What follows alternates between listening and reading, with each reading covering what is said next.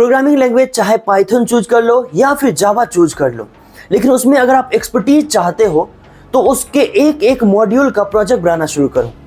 जैसे कि अगर पाइथन से आपने स्टार्ट किया है और आपने क्लास पढ़ा है, ऑब्जेक्ट पढ़ा है, बहुत से लोगों को क्लास ऑब्जेक्ट के बाद जो बाकी चीज़ें होती है उप्स के कॉन्सेप्ट वो समझ में नहीं आता, वो आता भी है तो वो भूल जाते हैं। उसको आप याद करना चाहते हो तो सबसे इम्पोर्टेंट है कि उसमें छोटे छोटे प्रोजेक्ट्स बनाइए। जैसे कि मान लीजिए इनकैप्सुलेशन क्या होता है आपको समझ में ही नहीं आ रहा, इनहेरिटेंस क्या होता है